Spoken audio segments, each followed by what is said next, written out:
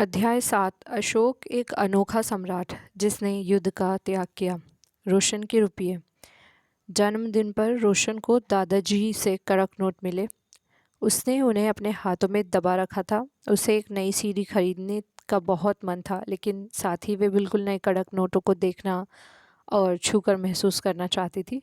तभी उसने पाया कि सभी नोटों में दाहिनी तरफ गांधी जी का मुस्कुराता चेहरा बना हुआ था और बाईं तरफ छोटे छोटे शेर चित्रित थे। उसने सोचा, आखिर यहाँ शेर क्यों बनाए हुए हैं? एक बहुत बड़ा राज्य, एक साम्राज्य, शेरों वाला शीर्ष, स्तंभ शीर्ष। ओके। हम जिन शेरों के चित्र रुपयों पैसों पर देखते हैं उनका एक लंबा इतिहास है। उन्हें पत्थरों को काटकर बनाया गया और फिर उन्हें सारनाथ में एक विशाल स्तंभ पर स्थापित किया गया था। इस विषय में तुमने अध्याय 6 में पढ़ा।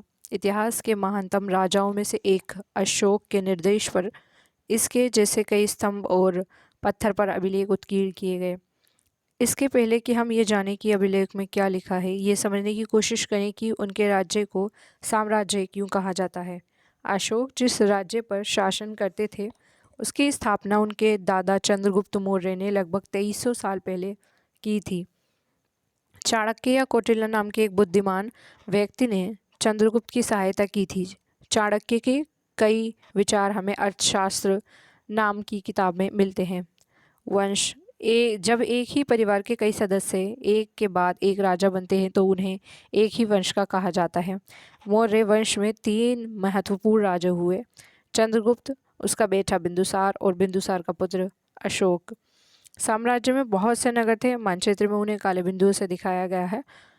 इनमें साम्राज्य की राजधानी पाटलिपुत्र, उज्जैन और तक्षशिला जैसे नगर प्रमुख थे। तक्षशिला उत्तर पश्चिम और मध्य एशिया के लिए आने जाने का मार्ग था।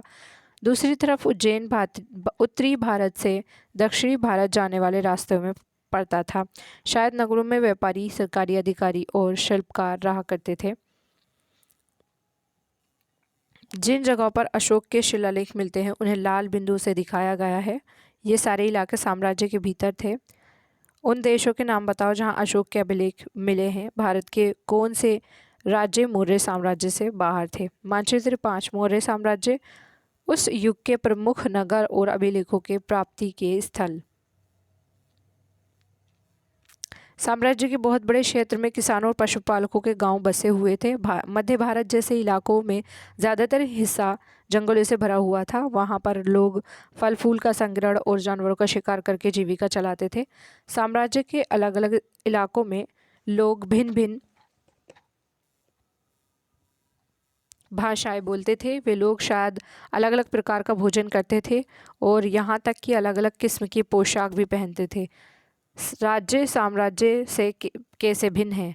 चूँकि साम्राज्य राज्यों से बड़े होते हैं और उनकी रक्षा के लिए बड़ी सेनाओं की ज़रूरत होती है, इसीलिए सम्राटों को राजाओं की तुलना में ज़्यादा संसाधनों की ज़रूरत होती है। इसी कारण उन्हें बड़ी संख्या में कर इकट्ठा करने वाले अधिकारियों की ज़रूरत होती है। साम्राज्य का प्रशासन, चूँकि मौर्य साम्राज्य बहुत बड़ा था, इसीलिए अलग अलग हिस्सों पर अलग अलग ढंग से शासन किया जाता था। पाटलिपुत्र और उसके आसपास के इलाकों पर सम्राट का सीधा नियंत्रण था। इसका मतलब ये हुआ कि इस इलाके में गांवों और शहरों के किसानों, पशुपालकों, शिल्पकारों, व्यापारियों से कर इकट्ठा करने के लिए राजा अधिकारियों की नियुक्ति करता था, जो राजा के आदेशों का उल्लंघन करते थे।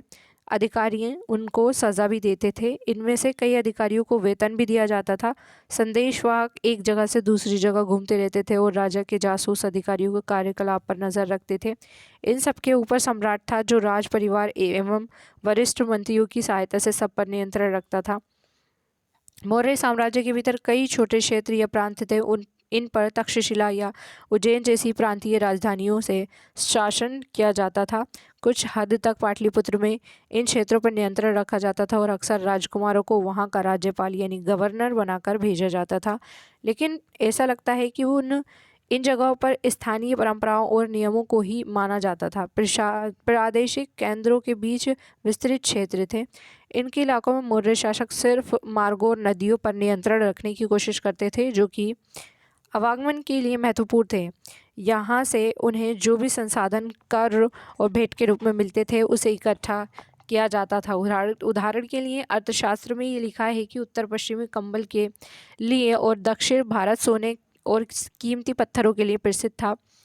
संभव है कि संसाधन नजराने के रूप में इकट्ठा किए जाते थे। नजराना, जहाँ कर नियमित ढंग से इकट्ठा किए जाते थे, वहीं नजराना अनियमित रूप से जब भी संभव हो इकट्ठा किया जाता था। ऐसे नजराने विविध पदार्थों के रूप में प्रायः ऐसे लोगों के लिए जाते थे जो स्वेच्छा से इसे देते थे। राजधानी में सम्राट मेगास्थनीज चंद्रगुप्त के दरबार में पश्चिम एशिया के यूनानी राजा सेल्यूकस निकेटर का राजदूत था। मेगास्थनीज ने जो कुछ देखा उसका विवरण दिया। यहाँ हम उसके विवरण का एक अंश दे रहे हैं। सम्राट का जनता के सामने आने के अवसरों पर शोभा यात्रा के रूप में जश्न मनाया जाता है। उन्हें एक सोने की पालकी में ले जाया जाता है। उनके अंगरक्षक सोने और चांदी के अलंकृत हाथियों पर सवार रहते हैं। कुछ अंगरक्षक पेड़ों को लेकर चलते हैं। इन पेड़ों पर प्रशिक्षित तोतों का एक झुंड रहता है जो सम्राट के सिर के चारों तरफ चक्कर लगाता रहता है। राजा सामान्यतः हथियारबंद महिलाओं से घिरे होते हैं। वे हमेशा इस बात से डरे रहते हैं कि कहीं कोई उनकी हत्या करने की कोशिश ना करे। उनके खाना खाने के पहले खास नौकर उन खानों को चखते हैं। वे लगातार 2 रात एक ही कमरे में नहीं सोते थे। और पाटलिपुत्र, आधुनिक पटना के बारे में, ये एक विशाल और खूबसूरत नगर है। ये एक विशाल प्राचीर से घिरा है जिसमें 570 बुर्ज और 64 द्वार हैं। 2 और 3 मंजिले वाले घर लकड़ी और कच्ची ईंटों से बने हैं। राजा का महल भी काठ से बना है जिसे पत्थर की नक्काशी से अलंकृत किया गया है। ये चारों तरफ से उद्यानों और चिड़ियों के लिए बने बसेरों से घिरा है। राजा द्वारा खाना खाने के पहले खास नौकर उस खाने को क्यों चखते थे? पाटलिपुत्र मोहनजोदड़ो से किस तरह भिन्न था? संकेत अध्याय 3 देखो। और अंत में जंगल वाले इलाके आते थे। वहाँ रहने वाले लोग काफ़ी हद तक स्वतंत्र थे। उनसे ये उम्मीद की जाती थी कि वे मौर्य पदाधिकारियों को हाथी, लकड़ी, मधु और मोम जैसी चीज़ें ला कर दें। अशोक एक अनोखा सम्राट। अशोक मौर्य वंश के सबसे प्रसिद्ध शासक थे। वे ऐसे पहले शासक थे जिन्होंने अभिलेखों द्वारा जनता तक अपने संदेश पहुंचाने की कोशिश की। अशोक के ज़्यादातर अभिलेख प्राकृत भाषा और ब्राह्मी लिपि में थे। कलिंग युद्ध का वर्णन करता हुए अशोक का अभिलेख। अपने एक अभिलेख में अशोक ने ये बात कही, राजा बनने के 8 साल बाद मैंने कलिंग विजय की। लगभग 1.5 लाख लोग बंदी बना लिए गए। 1 लाख से भी ज़्यादा लोग मारे गए। इससे मुझे अपार दुख हुआ। क्यों? जब किसी स्वतंत्र देश को जीता जाता है तो लाखों लोग मारे जाते हैं और बहुत सारे बंदी बनाए जाते हैं। इसमें ब्राह्मण और श्रमण भी मारे जाते हैं। जो लोग अपने सगे संबंधियों और मित्रों को बहुत प्यार करते हैं तथा दासों और मृतकों की प्रति दयावान होते हैं, वे भी युद्ध में या तो मारे जाते हैं या अपने प्रियजनों को खो देते हैं। इसलिए मुझे पश्चाताप हो रहा है। अब मैंने धर्म पालन करने एवं दूसरों को इसकी शिक्षा देने का निश्चय किया है। मैं मानता हूँ कि धर्म के माध्यम से लोगों का दिल जीतना बलपूर्वक विजय पाने से ज़्यादा अच्छा है। मैं ये अभिलेख भविष्य के लिए एक संदेश के रूप में इसलिए उत्कीर्ण कर रहा हूँ कि मेरे बाद मेरे बेटे और पोते भी युद्ध ना करें। इसके बदले उन्हें ये सोचना चाहिए कि धर्म को कैसे बढ़ाया जाए। कलिंग की लड़ाई के से युद्ध को लेकर अशोक के विचारों में कैसे परिवर्तन हुए? धम्म संस्कृत शब्द धर्म का प्राकृत रूप है। अशोक का कलिंग युद्ध।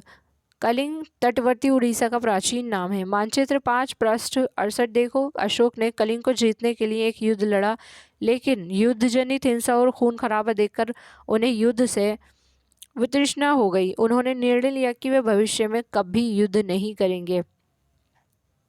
अशोक का धर्म क्या था? अशोक के धर्म में किसी देवता की पूजा अथवा किसी कर्मकांड की आवश्यकता नहीं थी। उन्हें लगता था कि जैसे पिता अपने बच्चों को अच्छे व्यवहार की शिक्षा देते हैं, वैसे ही ये उनका कर्तव्य था कि अपनी प्रजा को निर्देश दें। वे बुद्ध के उपदेशों से भी प्रेरित हुए थे। ऐसी कई समस्याएं थी जिनके लिए उनमें संवेदना थी। उनके साम्राज्य में अलग अलग धर्मों को मानने वाले लोग थे और इससे कई बार टकराव पैदा हो जाता था। जानवरों की बलि चढ़ाई जाती थी। दासों और नौकरों के साथ क्रूर व्यवहार किया जाता था। इनके अलावा परिवार में व पड़ोसियों के बीच भी झगड़े होते रहते थे। अशोक ने यह महसूस किया कि इन समस्याओं का निदान उनका कर्तव्य है। इसलिए उन्होंने धम्म महामत नाम के अधिकारियों की नियुक्ति की जो जगह जगह जाकर धर्म की शिक्षा देते थे। उत्कृष्ट पॉलिश वाले पत्थर की इस मूर्ति को देखो। ये बिहार के रामपुरवा में मिले एक मौर्यकालीन स्तंभ का हिस्सा है। अभी इसे राष्ट्रपति भवन में रखा गया है। ये उस समय की मूर्ति कला का एक नमूना है। इसके अतिरिक्त अशोक ने अपने संदेश कई स्थानों पर शिलाओं और स्तंभों पर खुदवा दिए। अधिकारियों को निर्देश दिया गया कि वे राजा के संदेश को उन लोगों को पढ़कर सुनाएं जो खुद पढ़ नहीं सकते थे। अशोक ने धम्म के विचारों को प्रसारित करने के लिए सीरिया, मिस्र, ग्रीस तथा श्रीलंका में भी दूत भेजे। पृष्ठ संख्या 76-77 पर दिए गए मानचित्र 6 में इन क्षेत्रों को पहचानने का प्रयास कीजिए। उन्होंने सड़कें बनवाई, कुएं खुदवाए और विश्राम गृह बनवाए। इसके अतिरिक्त उन्होंने मनुष्य व जानवरों की चिकित्सा की भी व्यवस्था की। अपनी प्रजा के लिए अशोक के संदेश। लोग विभिन्न अवसरों पर अनुष्ठान करते हैं। उदाहरण के लिए जब वे बीमार होते हैं तब उनके बच्चों का विवाह होता है, बच्चों के जन्म पर, और जब यात्रा शुरू करते हैं तब वे तरह तरह के अनुष्ठान करते हैं। ये कर्मकांड किसी काम के नहीं, इसके बदले यदि लोग दूसरी रीतियों को माने तो वे ज़्यादा फलदायी होंगे। यदि अन्य प्रकार की रीतियाँ क्या हैं? ये अन्य प्रकार की रीतियाँ क्या हैं? ये हैं अपने दासों नौकरों के साथ अच्छा व्यवहार करना, बच्चों का आदर करना, सभी जीवों पर दया करना और ब्राह्मणों तथा श्रमणों को दान देना।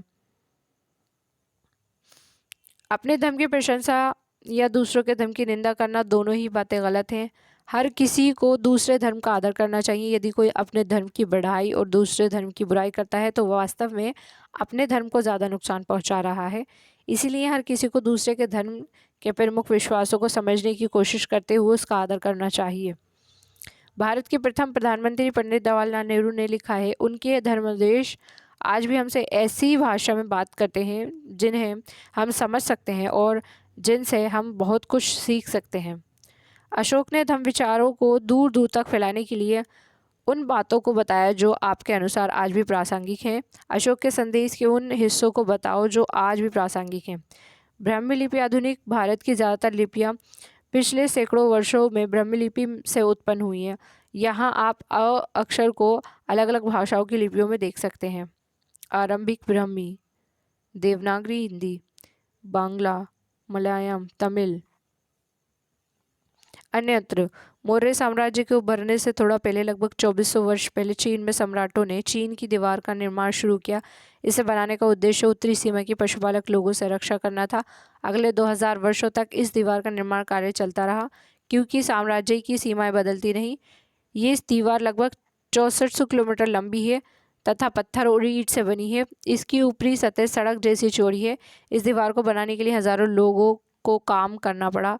हर 100-200 मीटर की दूरी पर इस पर निगरानी रखने के लिए बुर्ज बने हुए हैं। पड़ोसी देशों के प्रति अशोक का रवैया चीनी सम्राटों के रवैये से कैसे भिन्न था? उपयोगी शब्द: साम्राज्य, राजधानी, अधिकारी, संदेशवाहक, प्रांत, धम्म।